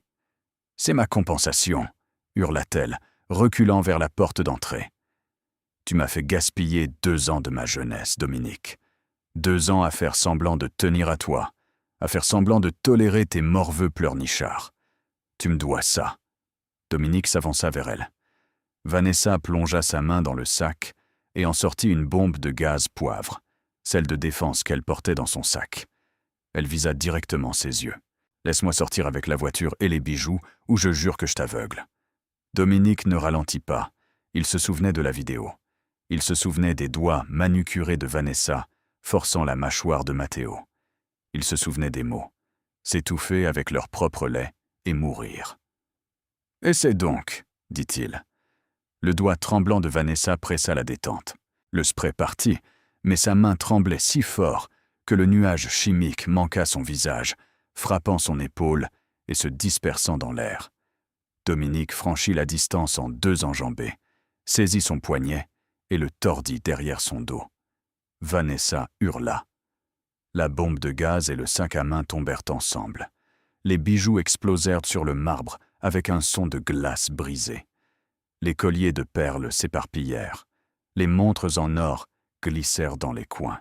Les billets voltigèrent comme des feuilles mortes. À ce moment, des gyrophares rouges et bleus inondèrent les fenêtres de façade. Les sirènes déchirèrent la nuit. Marco, qui avait regardé la vidéo diffusée sur le moniteur de la guérite de sécurité, dès que Elena l'avait projetée sur la télé du salon, avait appelé la police immédiatement. Tout le personnel de sécurité l'avait vu. 2 officiers en uniforme entrèrent par la porte d'entrée, armes au poing. Derrière eux, l'air froid de la nuit s'engouffra, apportant des flocons de neige qui fondirent sur le marbre chaud. Vanessa changea de personnage une dernière fois. Elle s'effondra contre le mur, se fit toute petite et commença à sangloter. « Officier, Dieu merci. Aidez-moi. Cet homme m'a attaqué. C'est de la violence domestique. Regardez mon visage. Il m'a griffé. Il m'a saisi. C'est moi la victime ici. » L'officier supérieur, un homme marqué par le temps aux yeux durs, inspecta la scène. Les bijoux éparpillés sur le sol, un sac débordant d'objets volés, une vidéo tournant encore sur l'écran de 75 pouces dans la pièce voisine, montrant une femme forçant un nourrisson à prendre des pilules, et Vanessa, pieds nus, les yeux hagards, avec des griffures auto-infligées et un bracelet en diamant au poignet qui ne lui appartenait manifestement pas. Dominique tendit à l'officier le téléphone d'Elena, diffusant toujours la vidéo du cloud. « Regardez ceci, dit-il. Commencez à la minute 22. » L'officier regarda pendant 45 secondes. Le visage de l'homme devint livide. Il leva les yeux vers Vanessa avec une répulsion non dissimulée. « Vanessa Cole, » dit l'officier, décrochant les menottes métalliques de sa ceinture. « Vous êtes en état d'arrestation pour suspicion de maltraitance d'enfants aggravée, administration de substances contrôlées à des mineurs et agression. Vous avez le droit de garder le silence. Je vous suggère fortement de l'utiliser, car chaque fois que vous ouvrez la bouche, vous vous enfoncez davantage. »« Vous ne savez pas qui je suis » hurla Vanessa, alors que l'officier la faisait pivoter et refermait les menottes sur ses poignets avec un dernier clic sec. « Mon père est avocat. Je vais tous vous poursuivre. Dominique, dis-leur. Dis-leur que je t'aime. On peut arranger ça. » Dominique ne la regarda pas. Il se détournait déjà. Les officiers traînèrent Vanessa par la porte d'entrée dans la tempête. Elle perdit sa chaussure restante sur le seuil et boita pieds nus sur l'allée gelée. Du mascara coulait sur son visage comme des larmes noires. Ses vêtements de créateur déchirés furent trempés en quelques secondes. Un paparazzi tapi devant les portails du domaine captura le cliché qui ferait la une le lendemain matin. Vanessa Cole, mondaine et fiancée de millionnaire, poussée à l'arrière d'une voiture de patrouille avec un visage tordu par la haine et la défaite. Dominique resta seul dans le hall saccagé. Des perles et du verre brisé gisaient à ses pieds. La télévision dans la pièce voisine s'était tue. Il regarda à travers les porte-fenêtres vers le jardin sombre et enneigé. « Elena » chuchota-t-il, sa voix se brisant comme quelque chose qui avait été maintenu trop longtemps. « Mon Dieu, qu'est-ce que je lui ai fait ?» Il ouvrit brusquement les portes de verre et s'élança dans le blizzard, ignorant l'alarme, ignorant le froid, ignorant tout, sauf le besoin désespéré de retrouver la femme qu'il avait jetée dans cette tempête. « Elena » hurla-t-il dans le vent et la neige. « Elena » Dominique courait dans le jardin, aveuglé, la neige lui piquant les yeux, ses chaussures de ville glissant sur le sol gelé. Il hurla son nom dans le vent encore et encore, mais le blizzard avalait chaque syllabe. Il chercha derrière la haie, le long du chemin de pierre près de la fontaine vide incrustée de glace. Rien. Ses poumons brûlaient à cause de l'air froid, et sa chemise était déjà trempée, mais il continuait de courir. Puis il vit le lierre à la base du mur arrière, là où les épaisses vignes gelées montèrent vers le sommet. Une petite silhouette était recroquevillée contre la pierre. Elena était assise, blottie dans l'abri étroit que le lierre procurait, les genoux ramenés contre sa poitrine, la tête baissée, son mince uniforme bleu plaqué à son corps comme une seconde peau.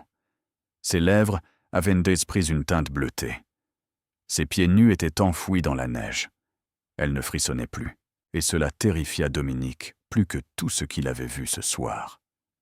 Dans ses bras, pressé contre sa poitrine à deux mains, elle serrait le téléphone enveloppé dans le mouchoir en lavande, le tenant comme une mère tient un nouveau-né, le protégeant du peu de chaleur que son corps défaillant avait encore à donner. Dominique tomba à genoux dans la boue et la neige. Son costume à $3000 fut instantanément trempé. Il ne le remarqua pas. Il s'en fichait. Il prit le visage d'Elena entre ses deux mains, encadrant ses joues gelées.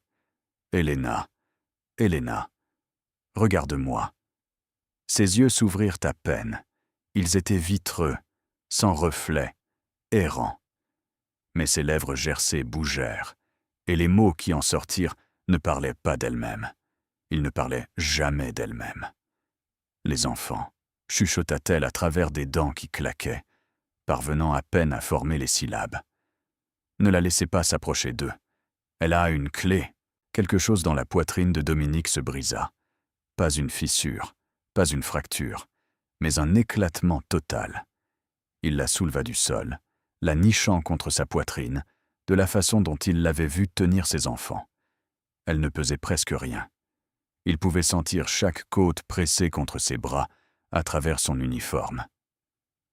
Cette femme, qui s'était battue contre un monstre pour protéger ses bébés, mourait de faim bien avant d'avoir franchi sa porte. « Ils sont en sécurité », dit Dominique, sa voix anéantie. « Elle est partie. La police l'a emmenée. »« Pardonne-moi, Helena. Pardonne-moi d'avoir été si aveugle. » Il la porta à travers les portes-fenêtres ouvertes dans le salon, là où le verre brisé et les bijoux éparpillés couvraient encore le sol du hall. Il la déposa sur le canapé en velours sec, avec une douceur qui aurait stupéfié quiconque connaissait le loup de Détroit. Il retira ses chaussures ruinées, borda son corps tremblant d'une couverture en laine et pressa ses lèvres sur son front. Un baiser long et immobile qui ne portait aucun romantisme, seulement une gratitude si vaste qu'elle n'avait pas de mots. « Reste avec moi, murmura-t-il. Les secours arrivent. » Les ambulanciers arrivèrent en quelques minutes. 2 équipes. La première s'occupa d'Helena sur le canapé. Hypothermie légère, multiples contusions sur les bras et le torse, une entorse au poignet due à l'attaque de Vanessa, des griffures sur le visage croûté de sang séché. Le secouriste l'enveloppa dans une couverture thermique et posa une perfusion de soluté tiède. La seconde équipe monta à la chambre d'enfants. Dominique les suivit, grimpant les marches 3 par 3. Il déverrouilla la porte avec le passe-partout et entra. Matteo et Isabella étaient vivants, mais à peine reconnaissables par rapport au bébé paisible qu'Helena avait autrefois bercé. Leurs yeux étaient grands ouverts, les pupilles dilatées en d'énormes cercles noirs. Leur petit corps tremblait d'une vibration fine et constante. Leur rythme cardiaque, quand le secouriste pressa un stéthoscope sur la poitrine de Matteo, était dangereusement rapide. « Nous devons les transporter immédiatement », dit le secouriste. « Tous les 2. » Dominique regarda ses enfants être attachés sur des brancards pour nourrissons, des perfusions fixées à des bras pas plus épais que son pouce. Il baissa les yeux vers Helena sur le canapé, alors qu'on passait les jumeaux devant elle. Leurs regards se croisèrent pendant une seconde dévastatrice, et Dominique comprit avec une clarté absolue. Si Helena n'avait pas agi ce soir, si elle avait attendu un jour de plus, accepté son licenciement, si elle était partie, les cœurs de ses enfants auraient lâché dans leur berceau. Ils seraient morts dans une pièce remplie de jouets de créateurs, et il aurait blâmé la mauvaise personne pour le reste de sa vie. Le bip rythmique des moniteurs cardiaques était le seul son dans la chambre privée de l'unité de soins intensifs néonataux. La lumière était tamisée, bleuâtre, soigneusement calibrée pour ne pas perturber les minuscules patients, luttant pour restaurer l'équilibre chimique de leur corps fragile. Dominique était assis sur une chaise en plastique inconfortable entre 2 incubateurs. Il ne s'était pas rasé depuis 3 jours. Il portait le même costume taché de boue depuis la nuit de l'arrestation. Il avait refusé de quitter l'hôpital assez longtemps pour se changer. Ses yeux, rouges et gonflés par le manque de sommeil et les larmes qui continuaient de couler quoi qu'il fasse pour les arrêter, ne quittaient jamais ses enfants. Matteo et Isabella n'étaient plus en danger de mort immédiat, mais le processus de désintoxication était atroce à observer.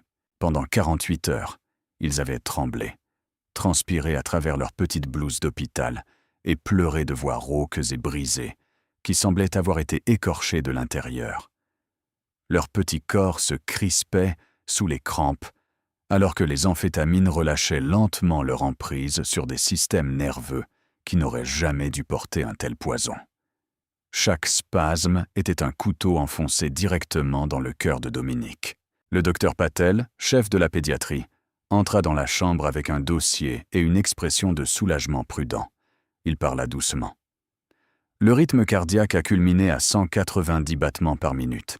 Monsieur Marchetti, signe clair d'intoxication aux stimulants et déshydratation sévère.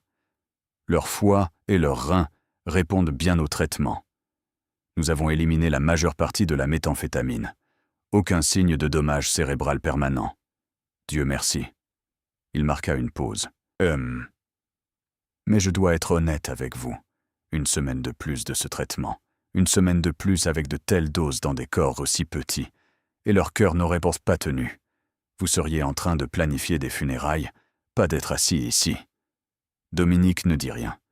Il passa sa main par l'ouverture de l'incubateur de Matteo et caressa l'index de son fils. Un doigt si incroyablement petit qu'il entourait à peine le bout du sien. « Je suis tellement désolé », chuchota-t-il. « Papa a été un idiot. Papa a laissé entrer le loup dans la maison, et le loup s'en est pris directement à vous.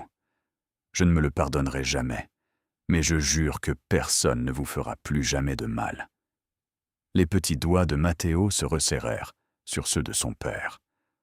Un réflexe peut-être, mais Dominique choisit de croire que c'était quelque chose de plus. Le deuxième après-midi, le docteur Patel trouva Dominique fixant la chaise vide à côté de lui, celle où Elena était restée assise pendant la première nuit, refusant un lit, veillant sur les jumeaux jusqu'à ce que les infirmières insistent physiquement pour qu'elle retourne dans sa propre chambre pour ses soins.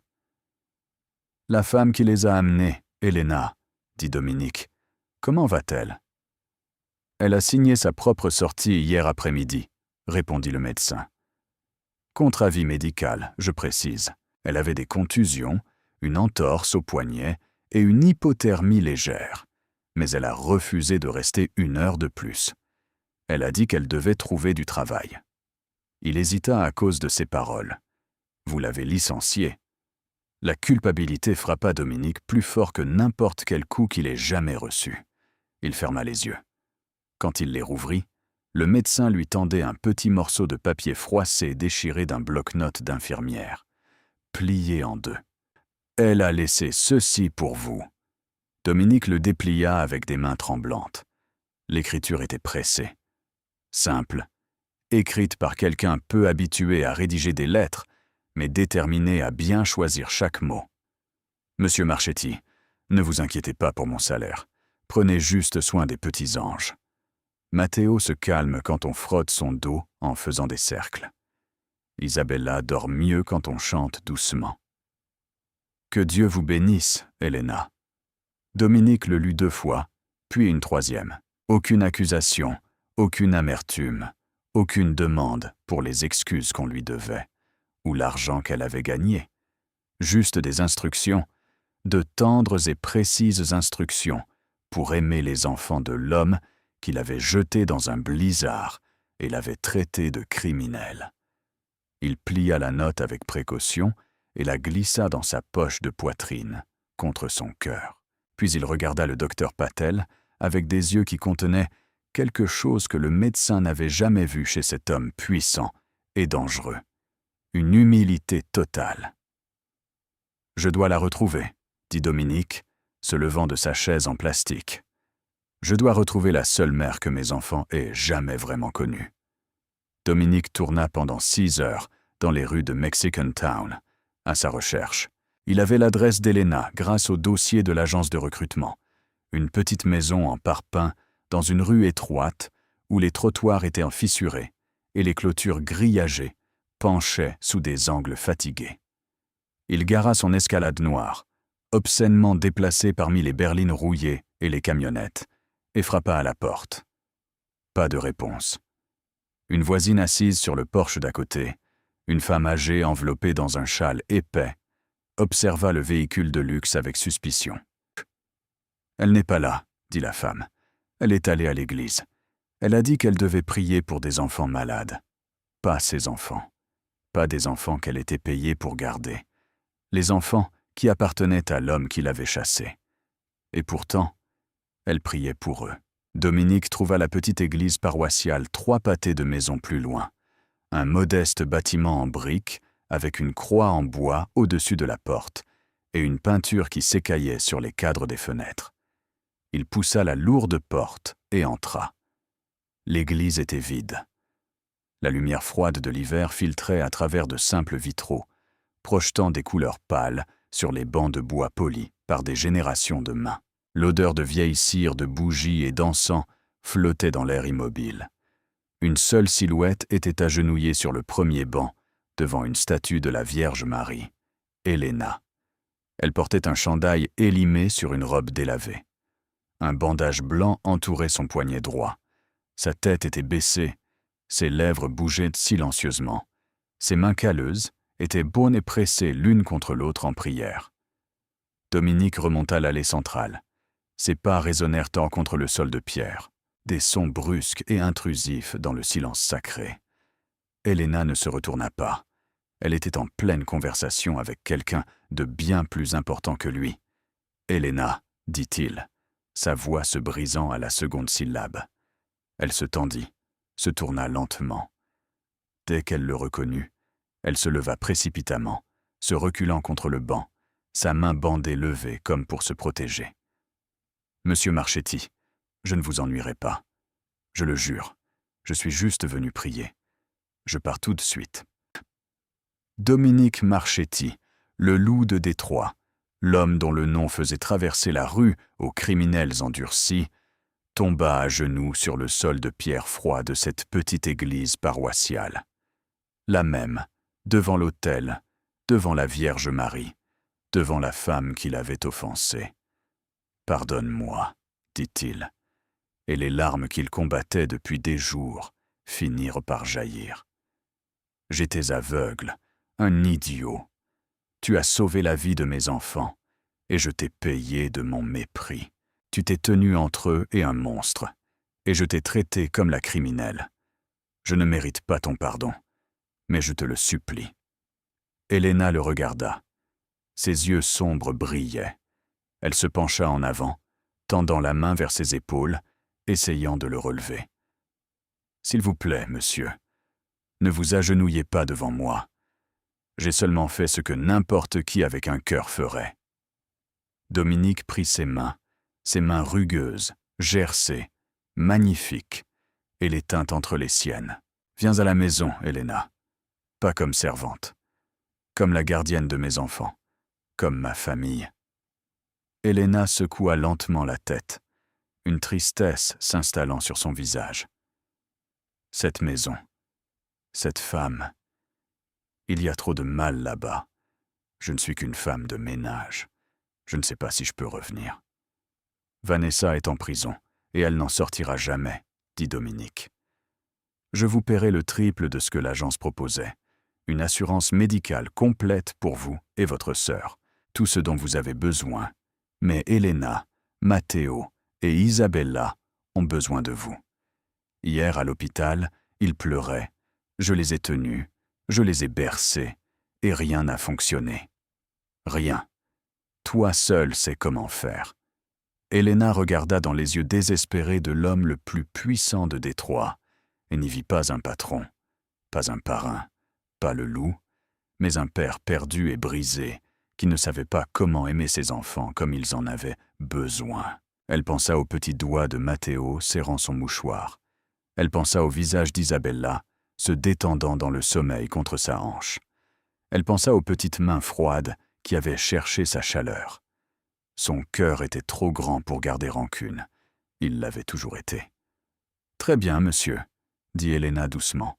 « Je reviendrai, mais à une condition. »« N'importe laquelle, » répondit Dominique. Helena sourit, son premier vrai sourire depuis des jours, et plongea la main dans la poche de son chandail. Elle en sortit le mouchoir en lavande, délavé et usé, conservant toujours le léger parfum de la dernière étreinte de sa mère. Ce mouchoir, les enfants adorent l'odeur de la lavande. Ils le regardent et ils oublient la douleur. Vous devez me laisser le garder avec moi, toujours. Dominique rit à travers ses larmes, un son brisé et magnifique qui résonna sur les murs de pierre de la petite église et monta vers le plafond comme une prière exaucée. Vanessa Cole fut condamnée à 25 ans dans un établissement de haute sécurité pour femmes, sans possibilité de libération conditionnelle. Le procès fut rapide et impitoyable. Les preuves vidéo ne laissaient aucune place à la négociation. Son propre avocat lui conseilla de plaider coupable et de demander la clémence. Elle refusa, hurlant son innocence, jusqu'à ce que le juge la réduise au silence par une accusation d'outrage. En prison, la nouvelle se répandit vite. Quand les autres détenus, dont beaucoup étaient des mères séparées de leurs propres enfants, apprirent ce que Vanessa avait fait à 2 bébés sans défense, elles l'accueillirent avec une cruauté miroir de la sienne. Personne ne lui rendit visite, personne ne lui écrivit. Son père, l'avocat, la désavoua publiquement pour protéger son cabinet. Ses comptes furent gelés. Tyler disparut le jour où l'affaire éclata. Lors d'une audience préliminaire, Vanessa apparut en combinaison orange, son visage dépourvu de maquillage pour la première fois depuis des années, ses cheveux autrefois brillants pendant en mèches grasses. Elle essaya de croiser le regard de Dominique à travers la vitre de protection, articulant son nom, pressant ses paumes contre la barrière, des larmes coulant sur ses joues creuses. Dominique la regarda. Il ne ressentit rien. Ni colère, ni pitié, ni amour, ni haine. Juste un vide là où elle se trouvait autrefois. Il réajusta sa veste, se leva et quitta la salle d'audience sans un regard en arrière. Derrière lui, Vanessa martela la vitre et hurla jusqu'à ce que les gardes la traînent vers sa cellule. Elle avait tout perdu. Sa beauté, sa liberté, son avenir, son argent. À la fin, elle n'avait plus absolument rien. Le manoir changea. Dominique ordonna que chaque meuble choisi par Vanessa soit retiré et brûlé. Les draps de soie froide furent remplacés par du coton doux et chaud. La chambre d'enfant fut repeinte en crème chaud au lieu du gris moderne sur lequel Vanessa avait insisté. Sofia, la sœur de 17 ans d'Elena, emménagea au manoir. Dominique lui donna une chambre privée au premier étage, un nouveau fauteuil roulant, et l'inscrivit au meilleur programme de physiothérapie du Michigan. Elena pleura quand elle le vit. Sofia rit pour la première fois depuis des années. Dominique réunit son équipe juridique. Il établit un fonds fiduciaire d'éducation irrévocable pour Matteo et Isabella, transféra 20% des parts de Marchetti Holdings au nom d'Elena et fit rédiger par ses avocats un contrat de tutelle à vie. Quand il le dit à Elena ce soir-là, elle était en train de plier de petits vêtements dans la chambre d'enfant, le mouchoir en lavande glissé dans sa poche comme toujours. Elle s'arrêta, le regarda et secoua la tête. « Monsieur, je n'ai pas besoin de votre argent. Je veux juste être avec eux. »« Je sais, Elena, » dit Dominique doucement. « C'est exactement pour cela que je vous donne ceci. Parce que vous êtes la seule personne au monde qui n'ait jamais rien demandé. » Des semaines passèrent, puis des mois. Le manoir, qui avait été autrefois froid et silencieux, s'emplit de sons qu'il n'avait jamais connus. Rires, chants, le tapotement de petits pieds, apprenant à marcher. Puis vint une nuit de neige épaisse, un blizzard étrangement similaire à celui qui avait tout déclenché. Mais cette fois, le grésil frappant les fenêtres résonnait comme une berceuse, pas comme une menace. Dominique se réveilla à 2 heures du matin et marcha dans le couloir. Le silence l'accueillit, mais pas le silence tendu et étouffant d'autrefois. C'était la paix. Une paix véritable, ancrée au plus profond. Pas de pleurs, pas de cris, juste la respiration calme d'une maison enfin au repos. La porte de la chambre d'enfant était légèrement entr'ouverte. Une lumière ambrée chaleureuse se déversait dans le couloir. Dominique la poussa doucement et s'arrêta sur le seuil. Elena était allongée sur le lit, toujours dans son uniforme bleu. Elle ne s'était pas changée, ayant travaillé jusqu'au dernier moment pour s'assurer que chaque surface était propre, chaque biberon préparé, chaque couverture parfaitement bordée. Le mouchoir en lavande usé dépassait de sa poche. Et là, niché contre elle, Matteo dormait dans le creux de son bras, ses petits doigts serrant le coin de ce tissu délavé. Isabella reposait contre sa hanche, un petit pied touchant le bord du mouchoir. Même dans son sommeil, le corps d'Elena se courbait protecteur autour des jumeaux. Un bouclier humain, une forteresse bâtie de pure dévotion. Dominique se tenait sur le seuil. Il n'entra pas. Il ne voulait pas déranger la chose la plus sacrée dont il ait jamais été témoin. Il comprenait maintenant. La richesse n'était pas l'argent. Ce n'étaient pas les bijoux que Vanessa avait tenté de voler en sortant. La vraie richesse se trouvait sur ce lit. La loyauté, le sacrifice et l'amour inconditionnel. « Merci », chuchota Dominique, levant les yeux au plafond, s'adressant peut-être à Catherine, peut-être à Dieu, peut-être aux deux. « Merci de me l'avoir envoyé. » Il éteignit la lumière du couloir et ferma la porte avec une précision millimétrée, laissant ses enfants et leur ange gardien se reposer sans être troublés. Matteo et Isabella grandirent forts et en bonne santé. Ils apprirent à marcher en s'agrippant aux doigts d'Elena. Leur premier mot ne fut pas « papa » ou « maman ». Ce fut « Lena », leur façon d'appeler la femme qui avait sauvé leur vie avant qu'ils ne soient assez grands pour s'en souvenir. Dominique ne se remaria jamais. Il n'en avait pas besoin. Il avait ses enfants. Il avait la paix. Et il avait la meilleure amie et compagne que la vie puisse donner. Il apprit que les anges ne portent pas toujours des ailes blanches et ne jouent pas de la harpe d'or. Parfois, ils portent des uniformes de travail bleus, transportent des mouchoirs en lavande délavés et ont les mains durcies par le labeur et par l'amour. Le manoir autrefois froid et silencieux comme un tombeau débordait de rire. Et chaque nuit, enfin, tout le monde dormait en paix. Cette histoire nous rappelle que le véritable amour n'est pas toujours bruyant ou glamour. Parfois, il arrive discrètement, portant des chaussures usées et n'apportant rien d'autre qu'un cœur volontaire. Elle nous enseigne que les personnes qui comptent le plus sont souvent celles que le monde ignore, celles qui se présentent, restent fidèles et protègent les sans défense sans jamais demander de reconnaissance.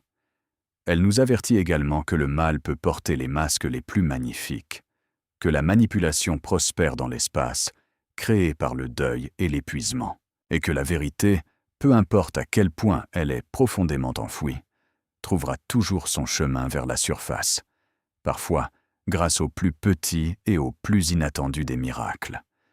Si cette histoire a touché votre cœur, nous serions ravis que vous cliquiez sur le bouton d'abonnement pour rejoindre notre famille.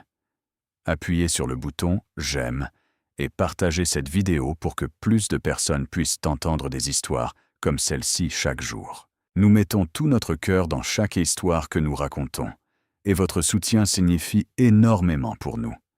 Nous voulons avoir de vos nouvelles. Qu'avez-vous ressenti à l'écoute de cette histoire? Avez-vous déjà vu quelqu'un faire preuve d'un courage extraordinaire pour protéger ceux qu'il aime? Est-ce qu'Elena vous rappelle quelqu'un dans votre propre vie, un héros discret qui ne reçoit jamais le crédit qu'il mérite? S'il vous plaît, partagez vos pensées dans les commentaires ci-dessous. Nous lisons chacun d'entre eux et nous chérissons vraiment de savoir ce qui résonne au plus profond de votre cœur. Du fond du cœur, merci d'avoir regardé. Merci d'avoir écouté et merci de faire partie de cette communauté. Nous souhaitons à tous ceux qui regardent cette vidéo une bonne santé, une vie joyeuse et la paix dans votre cœur chaque jour.